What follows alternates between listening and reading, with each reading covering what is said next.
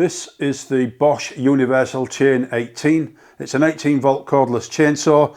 I've purchased this for doing a few pruning jobs around the property and cutting some smaller limbs off trees. Being cordless just means that I can carry it around with ease. It's also really very quiet. In this video I'm just going to unbox it, show you what's inside the box and assemble it ready to use. A quick look at the box.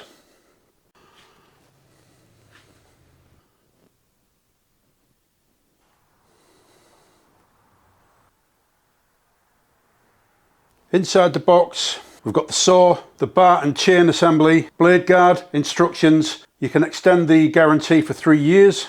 It's supposed to come with a small bottle of chain oil, but that wasn't inside the box. That would be very annoying if you were just buying this saw and it was the first chainsaw that you'd bought, because you won't be able to use it until you got some oil. Luckily I've got plenty of chain oil. So to fit the blade, first of all, make sure the battery is not connected. Put the saw on its side. It comes in useful if you can find a piece of wood or something so that you can put it under the handle just to lift the saw up so it's kind of horizontal. It makes life a little bit easier. You've got to remove this cover by slackening off this clamping knob here. So just turn that anti-clockwise. Put that to the side. To install the blade, you'll see there are diagrams embossed on the plastic there and on the chain bar. So it's quite easy to work out which way the chain goes. Now believe you me, it's very easy to get it wrong as well. I've actually got a video on YouTube somewhere with me putting a still saw together and I put the chain on the wrong way around. Didn't take me long to realise that, but it's very easy to do. What you've got to do is, you look at that one link there and then look at this diagram. You see that's the bit that cuts. That's the bit that cuts there, so it's got to be at the back. So this is at the back, that's at the back. That's how to check which way the chain goes. And the same looking at the bar there. Now, because this was all assembled and it was tie wrapped together, you can just line Bosch up with Bosch, make sure it's the right way around to do it that way. But if you're changing the blade in the future, then that's how to work out which way the chain goes. Make sure this is on the top. If I turn this, you'll see that it moves up and down the bar. That's how you tension the chain. So make sure that that is as far forward as it will go. So it wants to be as far this way as it will go. Slide this over the pin and then place the chain over the drive shaft. Make sure that the chain fits correctly on the drive sprocket there, so the chain is right up against it. Then turn this clockwise and it will start tensioning the chain. And what you've got to do is make sure the chain goes into the groove on the chain bar. So you see that's in the groove there. It needs to be on the groove all the way around. You might have to do a bit of jiggling and then tension the chain by turning this clockwise.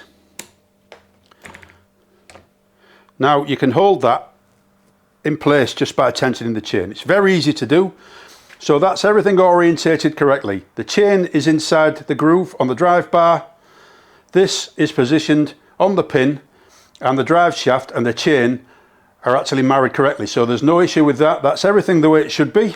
The cover needs to go on. Now you'll notice there's a little lug there and there's a hole there where the lug goes. So to actually get the cover in, tilt it over to an angle and push it in until the lug, that's it, engages in that little hole, and then let the cover drop down, and then just, you might need to fiddle about with it till you get it on the, there, it's on the thread now.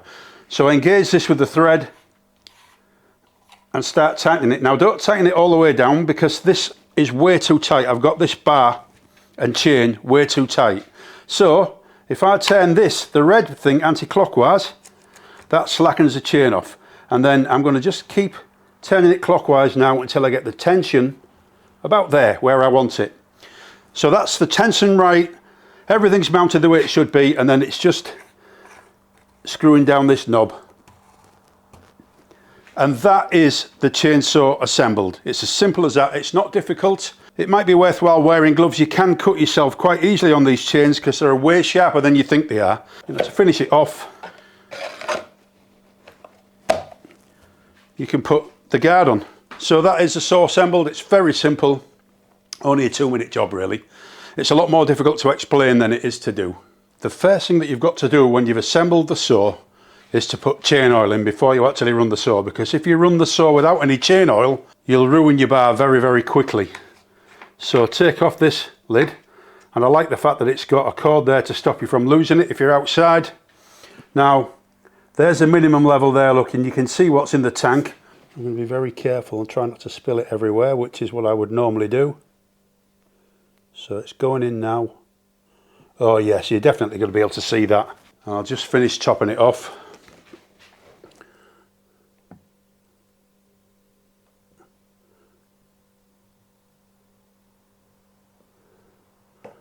Possibly put a little bit too much in there, we'll see when I put the lid on.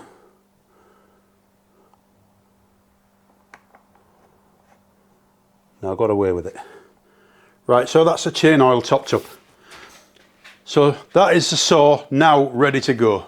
So now that I've got the chain oil in, I can attach the battery. That just slots on there. And see if it runs. Yeah, I'm really looking forward to using this. It's so portable. I bought it for some smaller limbs and some pruning jobs that I've been waiting to do for a long time now. I've got larger petrol chainsaws, but I think this thing is just going to be brilliant. It's so portable, a lot lighter than anything else I've got, a lot quieter. So the next video I'm going to make is a review on this. I'll review it when I go outside and actually do some jobs with it. But anyway, I hope you found this useful. Thank you very much for watching, and please take care out there.